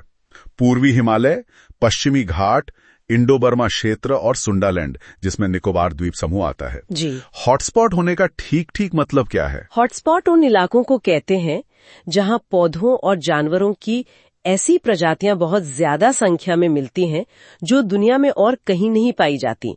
एंडेमिक स्पीशीज कहते हैं उन्हें। अच्छा, सिर्फ वहीं मिलती हैं। हाँ, और साथ ही इन क्षेत्रों पर उनके आवास के नष्ट होने का गंभीर खतरा भी होता है। तो ये वैश्विक संरक्षण के नजरिए से बहुत ज्यादा महत्वपूर्ण इलाके हैं। समझ गया। तो कुल मिलाकर इन स्रोतों से ये तो साफ है कि भारत के पास संरक्षित क्षेत्रों का एक बहुत बड़ा और विविध नेटवर्क है। जी बिल्कुल। लेकिन इसके साथ ही ये भी साफ है कि संरक्षण एक लगातार चलने वाली लड़ाई है। इसमें सफलताएं भी हैं और चुनौतियां भी बनी हुई हैं। हाँ बिल्कुल, कानूनी ढांचे, वैज्ञानिक समझ और जो स्थानीय समुदाय हैं उनकी भागीदारी, इन सबके तालमेल से ही हम अपनी इस अनमोल प्राकृतिक विरासत को बचा सकते हैं। और ये सिर्फ वन्य जीवों के लिए जरूरी नहीं है, ये हमारे अपने अस्तित्व और हमारे कल्याण के लिए भी उतना ही जरूरी है। सही बात है। और श्रोताओं के लिए एक सवाल हम छोड़ जाते हैं सोचने के लिए। जी, जब हम इन संरक्षित क्षेत्रों की नाजुकता को, इनकी महत्व को समझते हैं, तो विकास और पर्यावरण संरक्षण के बीच संतुलन बनाने का जो हमारा नजरिया है, उसमें क्या बदलाव आना चाहिए? हमारे सामने जलवायु परिवर्तन से जुड़े कुछ लेख और शोध पत्र है। हाँ, इनमें ये हरित ग्रह प्रभाव, वैश्विक तापन जैसी बातें हैं। तो आइए देखते हैं कि ये स्रोत हमें क्या खास जानकारी, क्या नई बातें बताते हैं। हाँ बिल्कुल। तो देखिए, इन दस्तावेजों के हिसाब से ये जो हरित ग्रह प्रभाव है, ग्रीन हाउस इफेक्ट, वो तो दरअसल धरती के लिए जरूरी है। जरूरी? अच्छा। हाँ, मतलब कुछ गैसें हैं जो सूरज की गर्मी को रोक लेती हैं और धरती को गर्म रखती हैं, वरना तो यहाँ बहुत ज्यादा ठंड होती। ठीक है। तो असल मुश्किल तब शुरू होती है जब इन गैसों की मात्रा बढ़ जाती है, खासकर हमारी गतिविधियों की वजह से। हाँ, जैसे carbon dioxide CO2, methane CH4 और वो नाइट्रस ऑक्साइड N2O भी है ना। हाँ हाँ बिल्कुल। और स्रोतों में ये बात साफ है कि बिजली और गर्मी पैदा करने के लिए ये जो जीवाश्म ईंधन मतलब फॉसिल फ्यूल्स जलते हैं, उनसे सबसे ज्यादा CO2 निकलती है। सही कहा। भारत में भी मैंने पढ़ा ऊर्जा क्षेत्र ही CO2 उत्सर्जन का मुख्य स्रोत बताया गया। हाँ बिल्कुल। और एक दिलचस्प बात यह भी है कि इन शोध पत्रों में मीथेन CH4 के लिए चावल के खेतों को, चावल के खेत, हाँ, और पशुपालन को बड़ा जरिया माना गया है। हाँ। होता क्या है कि पानी भरे खेतों में जो बैक्टीरिया होते हैं बिना ऑक्सीजन वाले, वो मीथेन बनाते हैं। अच्छा। और साथ ही एक स्रोत खास तौर पे ये कहता है कि नाइट्रस ऑक्साइड N2O भली मात्रा में कम हो, वो वायुमंडल में बहुत लंबे समय तक रहती है, औसतन 121 साल। 121 साल? हाँ। बाप रे। हाँ, तो ये इसे एक अलग ही तरह की चुनौती बना देता है। अच्छा, ये N2O वाली बात तो काफी ध्यान खींचने वाली है। तो फिर इन बढ़ती हुई गैसों का नतीजा क्या दिख रहा है? वैश्विक तापन, ग्लोबल वार्मिंग। हाँ बिल्कुल, दस्तावेज यही बताते हैं कि पिछली सदी में धरती का औसत तापमान करीब करीब 0.8 डिग्री सेल्सियस बढ़ चुका है। लगभग 1 डिग्री। हाँ, और इसका असर तो हमें दिख ही रहा है, ग्लेशियरों का पिघलना, समुद्र का जल स्तर बढ़ना और मौसम में बदलाव। हाँ, मौसम के मिजाज में बदलाव, जैसे तूफानों का ज्यादा आना या उनका ज्यादा तीव्र होना, ये सब इन स्रोतों में दर्ज हैं। वैश्विक स्तर पर तो ये हो रहा है, लेकिन भारत के अपने संदर्भ में क्या खास बातें हैं इन स्रोतों में? हाँ, तो एक आंकड़ा है कि दुनिया भर के ग्रीन हाउस गैस उत्सर्जन में भारत का हिस्सा फिलहाल करीब 7.5% है। 7.5%? हाँ, चीन और अमेरिका के बाद भारत तीसरे नंबर पर आता है। तीसरे पर? अच्छा। तो इसी के जवाब में भारत ने 2008 में वो जलवायु परिवर्तन पर राष्ट्रीय कार्य योजना NAPC शुरू की थी। उसमें 8 मिशन है। हाँ, सुना है उसके बारे में। उसका लक्ष्य यही है कि विकास भी होता रहे और जलवायु परिवर्तन के असर को भी कम किया जाए। और हाल ही में ग्रीन क्रेडिट पहल का भी जिक्र है, ये क्या है? इस पे स्रोत कुछ बताते हैं? हाँ, स्रोत बताते हैं कि ये जो ग्रीन क्रेडिट पहल है वो व्यक्तियों या कंपनियों को जैसे पेड़ लगाने जैसे अच्छे काम करने पर क्रेडिट देती है। पर्यावरण के लिए? हाँ। अच्छा, क्रेडिट? हाँ, जिनका वो फिर व्यापार कर सकते हैं। ये एक तरह से पर्यावरण संरक्षण को प्रोत्साहन देने का तरीका है। दिलचस्प। इसी संदर्भ में 2 और शब्द हैं जो स्रोतों में आए हैं, कार्बन फुटप्रिंट और कार्बन क्रेडिट। ये समझना भी जरूरी लगता है। हाँ, सही कहा। कार्बन फुटप्रिंट का मतलब है हमारी रोजमर्रा की गतिविधियों से, जैसे गाड़ी चलाना, बिजली इस्तेमाल करना, इनसे कुल कितनी ग्रीन हाउस गैसें निकलती हैं, वो हमारा फुटप्रिंट है, हमारी छाप एक तरह से। हाँ, और कार्बन क्रेडिट वो एक तरह की अनुमति है, हाँ, उत्सर्जन करने की। एक क्रेडिट इन दस्तावेजों के अनुसार 1000 किलो CO2 के बराबर माना जाता है। अच्छा, एक परमिट जैसा। हाँ। ठीक है। अंतर्राष्ट्रीय स्तर पर क्या कोशिशें हुई हैं?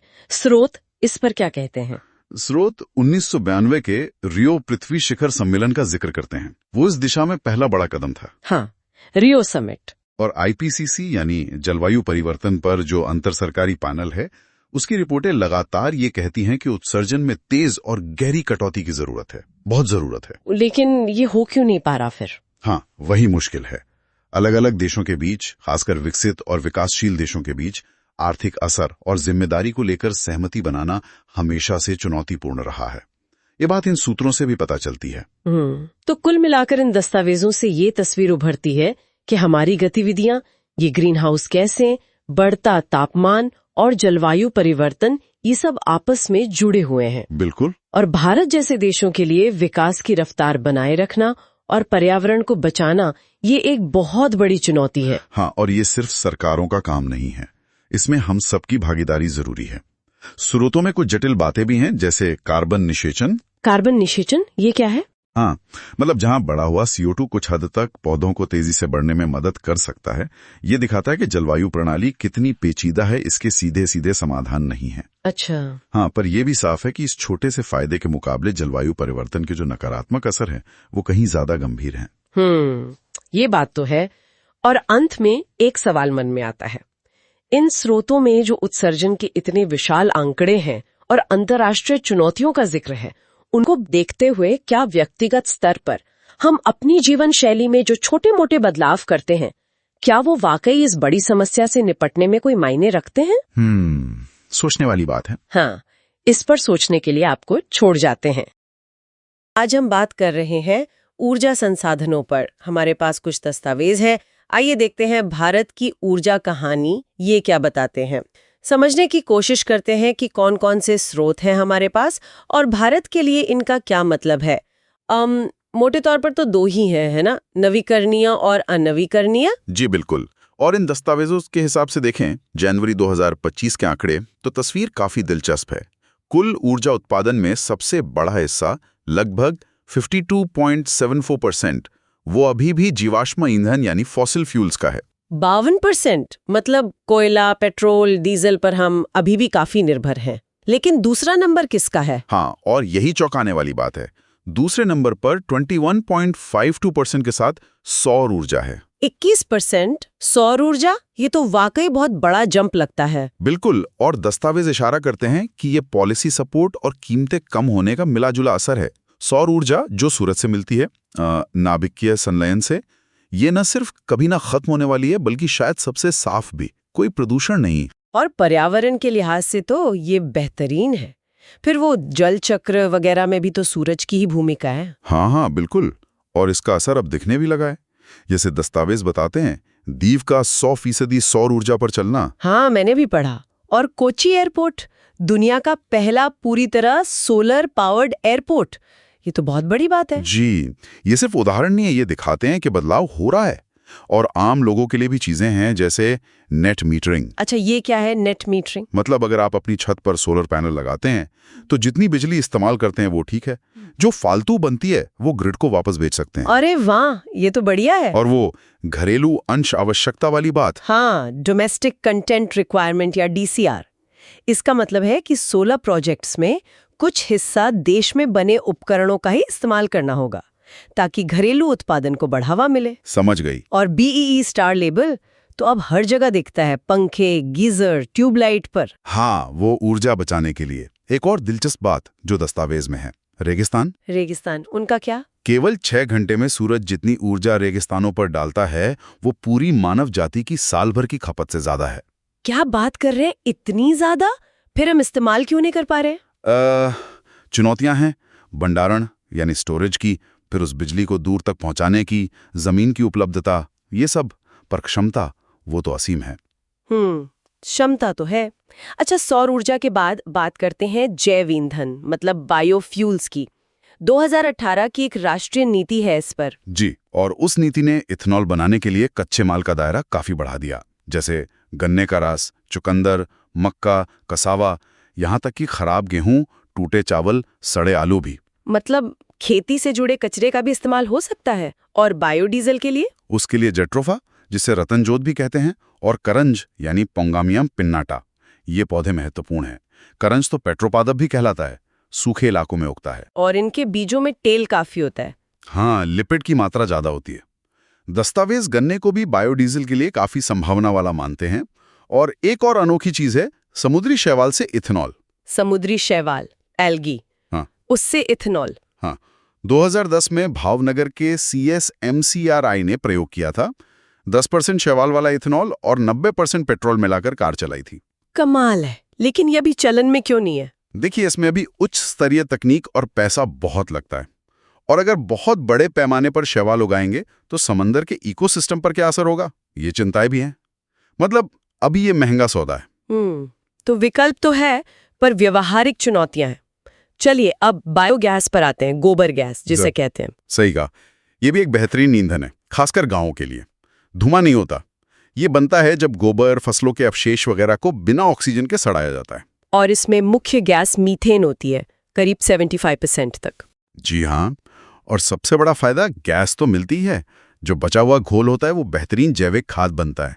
तो ऊर्जा भी और खाद भी, और ये नवीकरणीय भी है। अच्छा, अब उन स्रोतों की बात जो अभी भी सबसे हावी हैं, जीवाश्म ईंधन, कोयला, पेट्रोल, डीजल, प्राकृतिक गैस। हाँ, ये दुनिया भर में अभी प्राथमिक स्रोत हैं।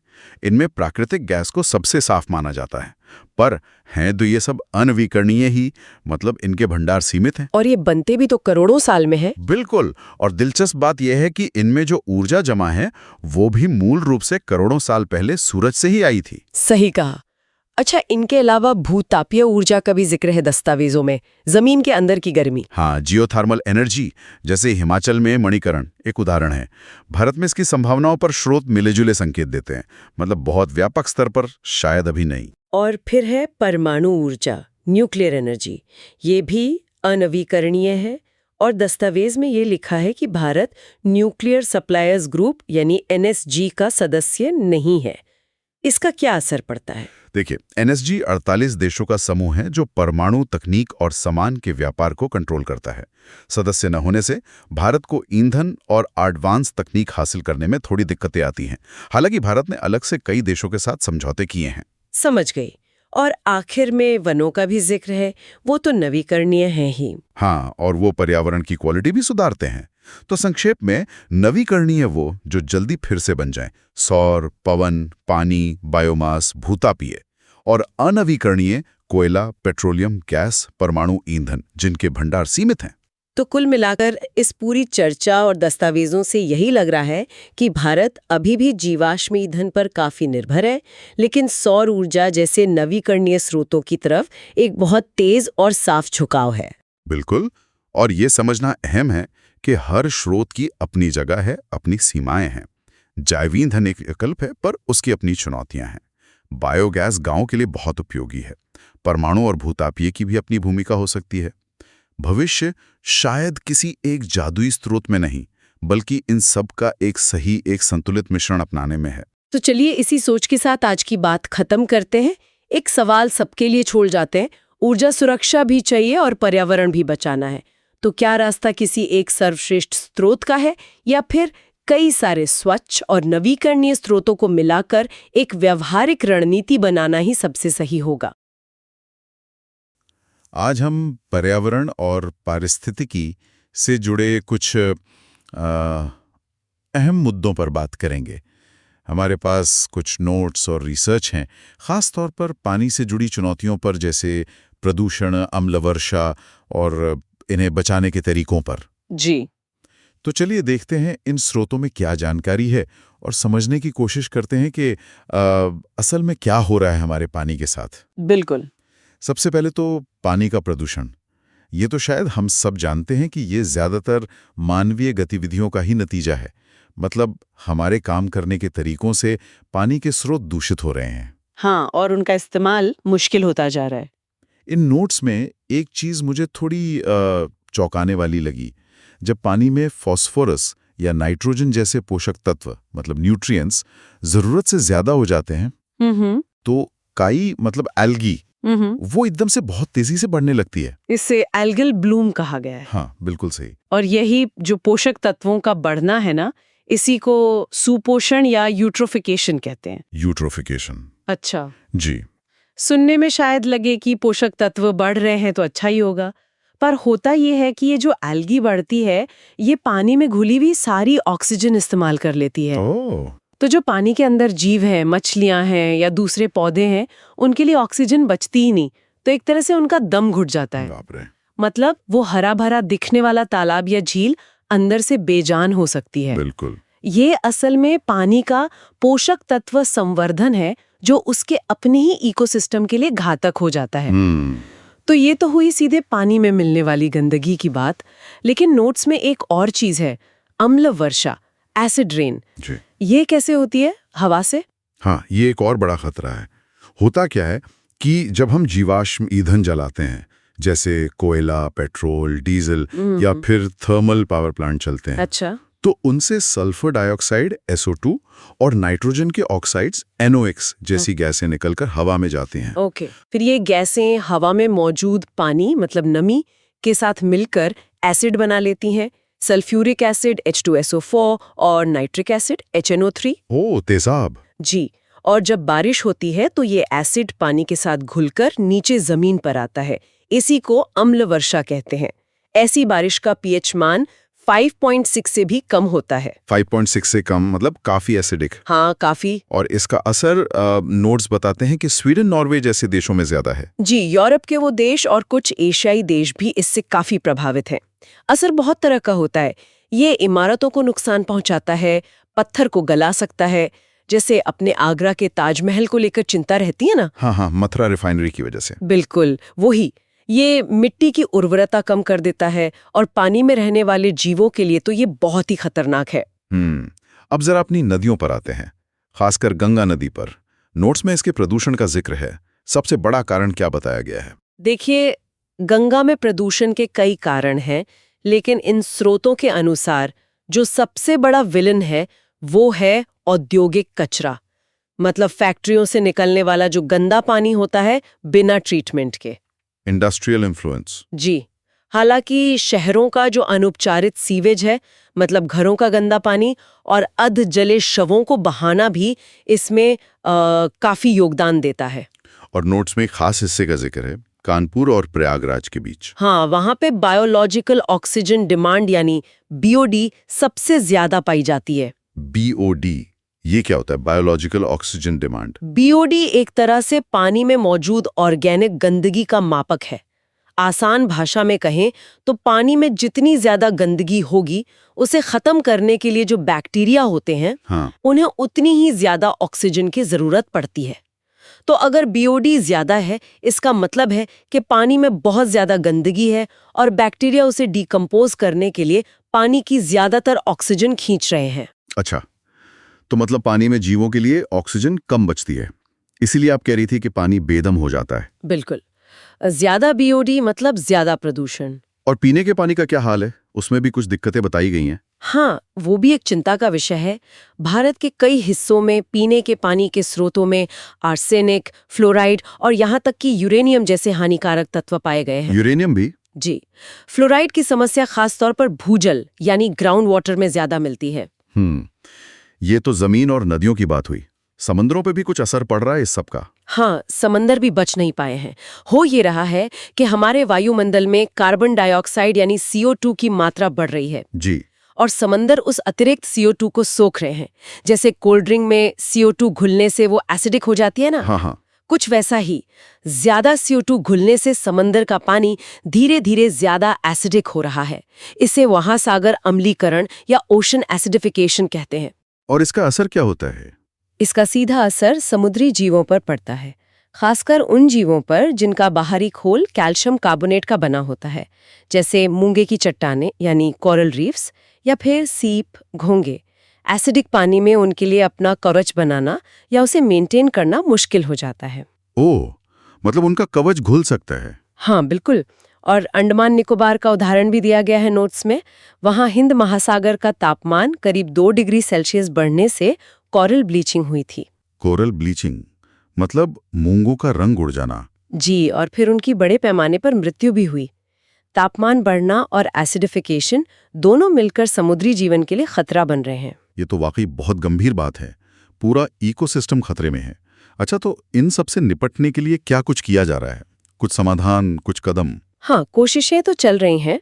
जैसे गंगा को साफ करने के लिए 1985 में गंगा एक्शन प्लान शुरू किया गया था। हाँ, सुना है इसके बारे में। और पानी के प्रदूषण को रोकने के लिए एक कानून भी है, जल प्रदूषण निवारण एवं नियंत्रण अधिनियम 1974 का एक्ट, ठीक है। खेती में भी पानी बचाने के कुछ तरीके अपनाए जा रहे हैं, जैसे शून्य जुताई, जीरो टिलेज, सिंचाई से पहले खेत में जिप्सम डालना या फसल के अवशेषों को खेत में ही रहने देना। इससे पानी बचता है? हाँ, मिट्टी में नमी बनी रहती है, पानी का वाष्पीकरण कम होता है और वर्षा जल संचयन यानी रेन वाटर हार्वेस्टिंग, ये तो भारत के लिए एक बहुत ही कॉस्ट इफेक्टिव तरीका माना गया है।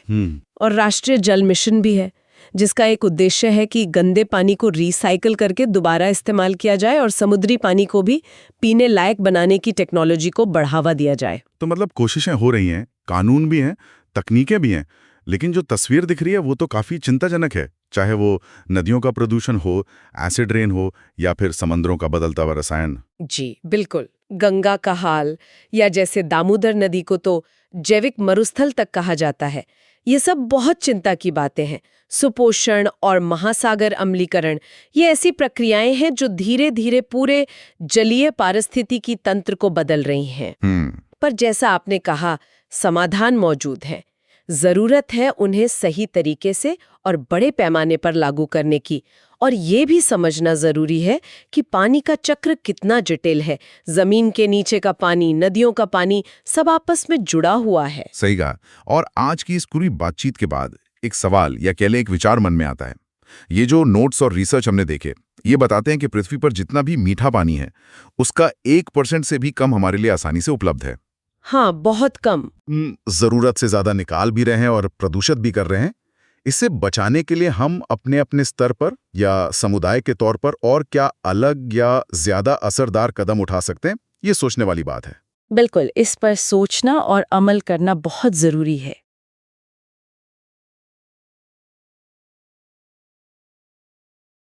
पर गहराई से बात करेंगे, मतलब ये कैसे कमजोर हुई और फिर इसे बचाने के लिए क्या कदम उठाए गए।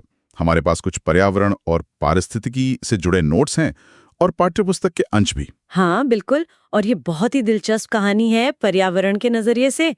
तो शुरू करते हैं ओजोन परत से ही। हाँ, तो ये है क्या असल में, कहाँ होती है? ये वायुमंडल की एक परत है, स्ट्रेटोस्फीयर में, मतलब समताप मंडल कहते हैं हिंदी में। और ये बनी होती है ऑक्सीजन के 3 परमाणुओं से, O3। O3, अच्छा। और इसका काम मतलब क्यों जरूरी है ये? बहुत जरूरी। ये असल में पृथ्वी के लिए एक सुरक्षा कवच जैसा है। सूरज से जो बहुत हानिकारक पराबैंगनी किरणें आती है ना, यूवी रेज, हाँ, अल्ट्रावायलेट। हाँ, उनको ये ज्यादातर सोख लेती है। अगर ये ना हो तो पृथ्वी पर जीवन बहुत मुश्किल हो जाएगा। शायद जैसा है वैसा तो बिल्कुल नहीं रहेगा। सही कहा, एक तरह का कुदरती सनस्क्रीन कह सकते हैं। हाँ लेकिन फिर समस्या क्या हुई? हमने सुना है ओजोन होल के बारे में। हाँ, वही। पिछली सदी में, मतलब 20वीं सदी में, कुछ ऐसे रसायन बने जो इंसानों ने बनाए थे और उनके इस्तेमाल से ये सुरक्षा कवच, ये ओजोन परत पतली होने लगी। इसी को ओजोन क्षरण या ओजोन होल कहा गया। और ये रसायन कौन से थे? नोट्स में तो एक नाम बार बार आता है। हाँ, क्लोरोफ्लोरोकार्बन, CFCs, ये सबसे बड़े जिम्मेदार माने जाते हैं। CFCs? अच्छा, ये कहाँ इस्तेमाल होते थे? अरे ये तो बहुत आम थे एक जमाने में। रेफ्रिजरेटर में, एयर कंडीशनर में, स्प्रे कैन्स जो थे उनमें भी। अच्छा, मतलब रोजमर्रा की चीजों में। बिल्कुल। और बात ये थी कि ये रसायन नीचे, मतलब धरती के पास तो बड़े स्थिर थे, कोई नुकसान नहीं करते थे। लेकिन जब ये धीरे धीरे ऊपर स्ट्रेटोस्फेयर तक पहुंच जाते थे, हाँ, तो वहां सूरज की तेज यूवी किरणों से ये टूट जाते थे और इनसे क्लोरीन निकलती थी। और क्लोरीन का बस एक परमाणु हजारों ओजोन अणुओं को खत्म कर सकता है। बाप रे, एक परमाणु हजारों को। हाँ, ये एक चेन रिएक्शन जैसा शुरू कर देता है। और सिर्फ CFCs ही नहीं, कुछ और रसायन भी थे, जैसे halon, carbon tetrachloride, methyl bromide, ये भी नुकसान पहुंचा रहे थे। तो मतलब अनजाने में ही सही, पर हम अपनी ही सुरक्षा परत को कमजोर कर रहे थे। और इसका पता कैसे चला? मतलब ये होल वाली बात सामने कैसे आई? हाँ, ये भी एक अहम पड़ाव था। 1985 में ब्रिटिश एंटार्कटिक सर्वे के कुछ वैज्ञानिक थे। उन्होंने देखा कि अंटार्कटिका के ऊपर ओजोन परत काफी पतली हो गई है। 1985 में? हाँ, और ये इतनी ज्यादा पतली हो गई थी कि मीडिया ने इसे ओजोन होल कहना शुरू कर दिया। हालांकि ये असल में कोई छेद नहीं था, बस परत बहुत कमजोर हो गई थी उस हिस्से में। लेकिन ये अंटार्कटिका के ऊपर ही क्यों? मतलब खास तौर पे वहीं इतना असर क्यों? हाँ, ये सवाल भी आता है। वहाँ का मौसम इसके लिए खास तौर पर जिम्मेदार है। सर्दियों में वहाँ तापमान बहुत ज्यादा गिर जाता है, -80 डिग्री सेल्सियस या उससे भी कम। इतना ठंडा? अच्छा। इन बादलों की सतह पर ये जो क्लोरीन वाले रसायन है ना, वो जमा हो जाते हैं और एक तरह से निष्क्रिय पड़े रहते हैं। लेकिन जैसे ही वसंत में सूरज निकलता है, उसकी रोशनी पड़ते ही ये क्लोरीन एकदम से सक्रिय हो जाती है और फिर तेजी से ओजोन को तोड़ने लगती है। बिल्कुल। और हवाओं का पैटर्न भी ऐसा है कि ये रसायन ध्रुवों की तरफ जमा होते रहते हैं। तो ये सब मिलकर अंटार्कटिका के ऊपर ओजोन को ज्यादा नुकसान पहुंचाते हैं। समझ गया, मतलब मौसम, रसायन और हवा सबका मिला जुला असर था। अच्छा, नोट्स में ये भी लिखा है कि इसकी मोटाई नापते हैं किसी यूनिट में। हाँ, डॉब्सन यूनिट, DU कहते हैं शॉर्ट में। Dobson unit? हाँ, आमतौर पर ओजोन परत की मोटाई लगभग 300 DU होती है, पर जब ये अंटार्कटिका में कम हुई तो 100 DU से भी नीचे चली गई थी। 220 DU से कम होने पर ही उसे ओजोन होल मान लिया जाता है। 100 से भी नीचे? तो ये तो वाकई बहुत गंभीर बात थी, पूरी दुनिया के लिए खतरा था। हाँ बिल्कुल, क्योंकि ओजोन परत कहीं भी कमजोर हो, उसका असर तो पूरी पृथ्वी पर पड़ सकता है। यूवी किरणें बढ़ेंगी तो स्किन कैंसर, मोतियाबिंद जैसी बीमारियां बढ़ेंगी, फसलों को नुकसान होगा, समुद्री जीवन पर असर पड़ेगा। तो फिर दुनिया ने किया क्या? मतलब जब ये पता चल गया तो? यहीं पर एक अच्छी खबर है। जैसे ही वैज्ञानिक सबूत मजबूत हुए, दुनिया के देशों ने मिलकर काम किया, बहुत तेजी से। अच्छा। हाँ, 1987 में, यानी ओजोन होल की खबर आने के बस 2 साल बाद, मॉन्ट्रियल प्रोटोकॉल नाम का एक अंतर्राष्ट्रीय समझौता हुआ। मॉन्ट्रियल प्रोटोकॉल, सुना है इसके बारे में। हाँ, ये एक ऐतिहासिक समझौता था। इसका मकसद था कि ये जो ओजोन को नुकसान पहुंचाने वाले पदार्थ हैं, ODS, इनके उत्पादन और इस्तेमाल को धीरे धीरे पूरी तरह से बंद किया जाए। और ये कामयाब रहा? अक्सर ऐसे समझौते बस कागजों पर रह जाते हैं। नहीं, ये वाला नहीं। मॉन्ट्रियल प्रोटोकॉल को आज तक की सबसे सफल अंतर्राष्ट्रीय पर्यावरण संधियों में गिना जाता है। वाकई? हाँ, सोचिए, ये पहली ऐसी संधि है जिसे दुनिया के सभी देशों ने, मतलब संयुक्त राष्ट्र के हर सदस्य देश ने मंजूरी दी है, रेटिफाई किया है। ये तो कमाल है। सभी देश समेत हो गए। हाँ, और इसमें विकासशील देशों की मदद के लिए एक फंड भी बनाया गया हाँ। ताकि वो भी इन हानिकारक रसायनों की जगह सुरक्षित विकल्पों को अपना सके। तो मतलब इसका असर हुआ? क्या ये ओडीएस कम हुए? हाँ, बिल्कुल, बहुत असर हुआ। इसके लागू होने के बाद से इन ओडीएस का इस्तेमाल और उत्सर्जन दुनिया भर में शायद 99% तक कम हो गया है। 99%? ये तो जबरदस्त है। हाँ, और इसके नतीजे भी दिख रहे हैं। वैज्ञानिक अब कह रहे हैं कि ओजोन परत धीरे धीरे ठीक हो रही है, हील कर रही है। वाह। उम्मीद है कि इस सदी के मध्य तक, मतलब 2050-60 के आसपास, ये वापस अपने 1980 वाले लेवल पर आ जाएगी। वाह, ये तो बहुत ही अच्छी खबर है। हाँ। तो मतलब हमने जो गड़बड़ की थी उसे हम ठीक भी कर रहे हैं। हाँ, बिल्कुल।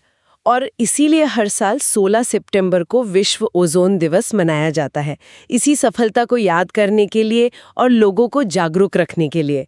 2024 की थीम भी जलवायु कार्यवाही से जुड़ी थी, जो दिखाता है कि ये सब मुद्दे आपस में कितने जुड़े हुए हैं। सही बात है। तो ये पूरी कहानी देखा जाए तो एक सबक भी है और एक उम्मीद भी जगाती है। सबक कि इंसान अपनी गतिविधियों से पृथ्वी को कितना बड़ा नुकसान पहुंचा सकता है, और उम्मीद ये कि अगर हम सब मिलकर विज्ञान के आधार पर ठान लें तो बड़ी से बड़ी पर्यावरण की समस्या का हल भी निकाल सकते हैं। बिल्कुल। और यहीं पर एक सवाल मन में आता है, ये जो मॉन्ट्रियल प्रोटोकॉल की सफलता का मॉडल है, मतलब विज्ञान पर आधारित लक्ष्य, सभी देशों का साथ आना और जरूरत के हिसाब से बदलाव करना, हाँ, क्या हम इसी मॉडल को आज की सबसे बड़ी चुनौती, मतलब जलवायु परिवर्तन से निपटने के लिए भी इस्तेमाल कर सकते हैं? क्या ये वहां भी इतना ही कारगर हो सकता है? ये बहुत बड़ा और जरूरी सवाल है। मॉन्ट्रियल प्रोटोकॉल ने दिखाया कि ये मुमकिन है, पर जलवायु परिवर्तन की चुनौती शायद उससे भी कहीं ज्यादा जटिल है। लेकिन हाँ, सोचने वाली बात जरूर है कि उस सफलता से हम क्या सीख सकते हैं। पर्यावरण और सतत